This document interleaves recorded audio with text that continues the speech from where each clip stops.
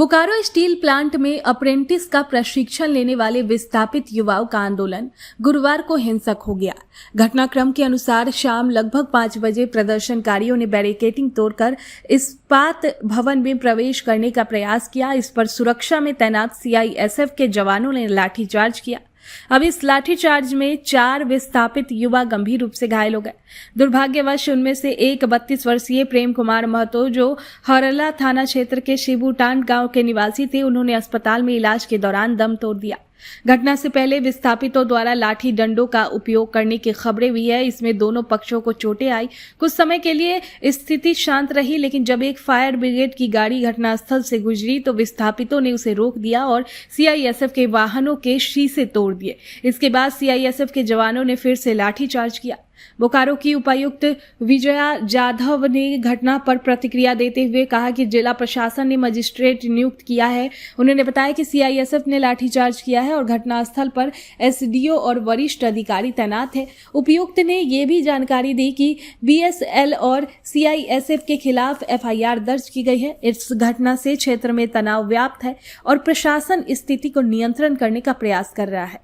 हम इस घटना पर आगे की जानकारी के साथ आपको अपडेट करते रहेंगे। और हाँ, इस घटना के बाद कल शाम डुमरी विधायक जयराम महतो फेसबुक पर लाइव आए। देखिए इस वीडियो में उन्होंने क्या क्या कहा है। जोहार झारखंड। बहुत ही खेद और पीड़ा के साथ आपको सूचित करना पड़ रहा है कि हाय रे हमार सोना झारखंड। इस राज्य को बनाने में हमारे पूर्वजों ने खून और पसीना को एक कर दिया। इस राज्य को बनाने में हमने अपना सर्वस्व निछावर कर दिया और आज हमें क्या मिल रहा है? जान भी हमने दिया, जमीन भी उद्योगों के लिए हमने दिया और आज उन उद्योगों में एक मामूली नौकरी के लिए जान भी हमारी जा रही है। आज बीएसएल, जिसे पूरे भारत में, पूरे एशिया में जाना जाता है, जिस बीएसएल की स्थापना बोकारो जिला में आज से लगभग 50 वर्षों पहले की गई है।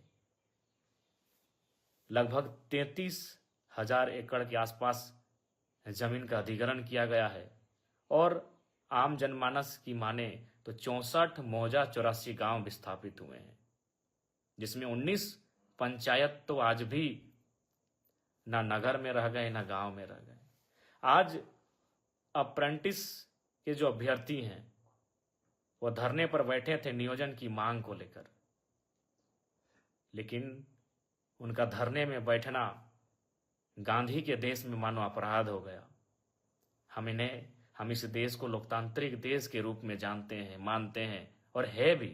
यह देश गांधी का देश कहा जाता है, जहां लोग अनशन, धरना के माध्यम से अपनी मांग को शासन प्रशासन तक पहुंचाती है। लेकिन आज बहुत ही दुर्भाग्य की बात है, बहुत ही दुख की बात है कि अप्रेंटिस के अभ्यर्थी जो धरने पर बैठे थे, जिनके बाप दादाओं ने बीएसएल को स्थापित करने में अपनी जमीन देने का काम किया है, आज सीआईएसएफ के लाठी चार्ज में शहीद हो गए। इसे शहीद ही कहेंगे, मौत नहीं शहीद कहेंगे, कि जमीन देकर बीएसएल बनाया और आज वहां नौकरी एक मामूली ही तो नौकरी होगी, 3rd ग्रेड या 4th ग्रेड की ही नौकरी होगी। आज सीएसएफ के भी कर्मियों ने, सीएसएफ के जवानों ने क्रूरता की हद को पार कर दिया।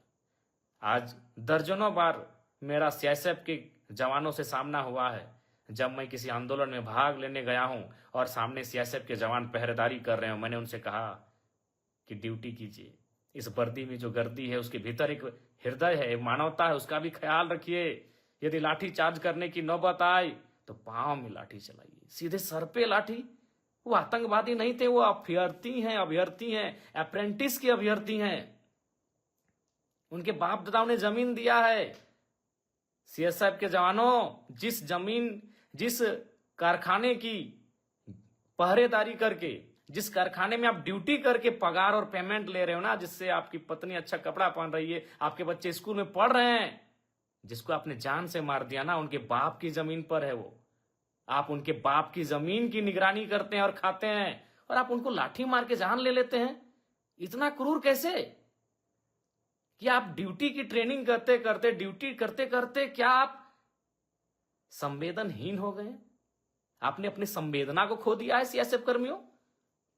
इतनी क्रूर व्यवहार कैसे कर सकते हैं आप?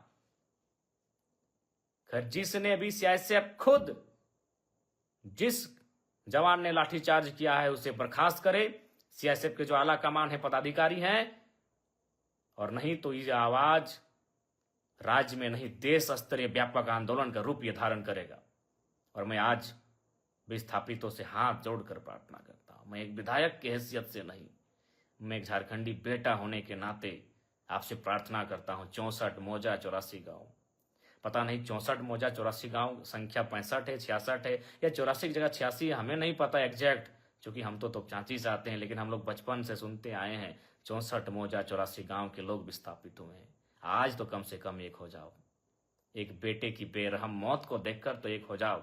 64 मौजा 84 गांव बीएसएल के तमाम विस्थापित आज तो एक हो जाओ।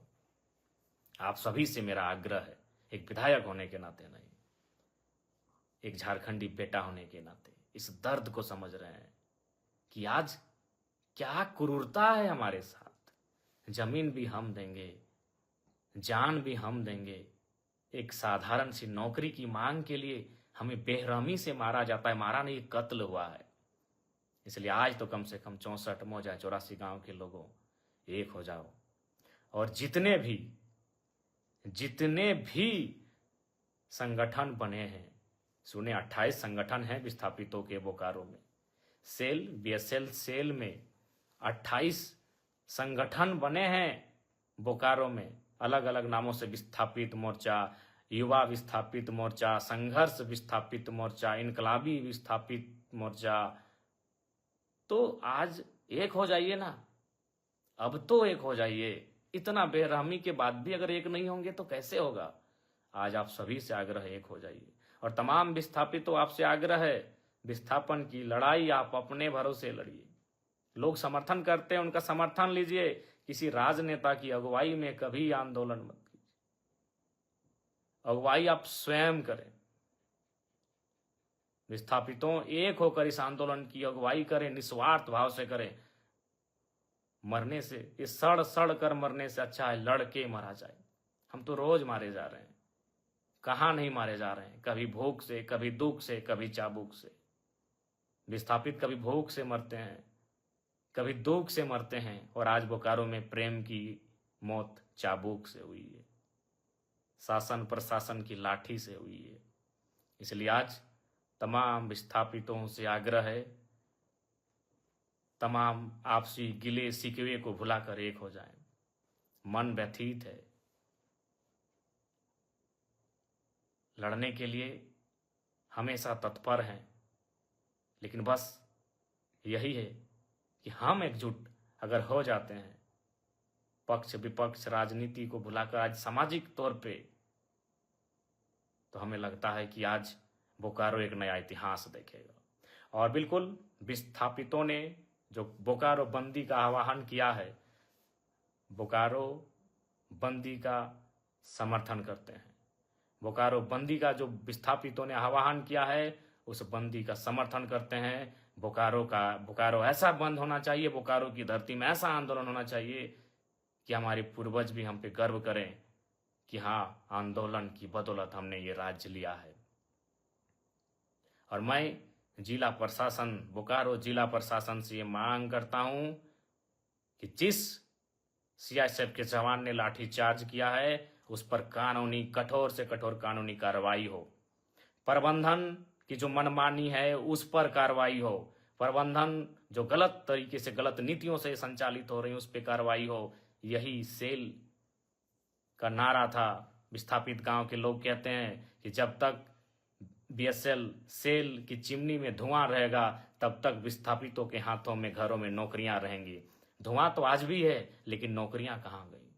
धुआं आज भी है, नौकरियां कहाँ गई? हम आज तो बेमौत मारे जा रहे हैं, हम कुचले जा रहे हैं। झारखंड के तमाम विस्थापितों, बीएसएल कोई अमर हो के नहीं आया है, न बीएसएल ने अमृत तो पान किया है, अमृत का पान किया है।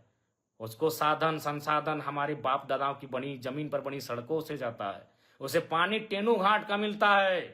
अगर टेनू घाट का डैम का रास्ता एक दिन अगर दामोदर नदी में मिला दिया जाए तो बीएसएल बाप बाप कर उठेगा।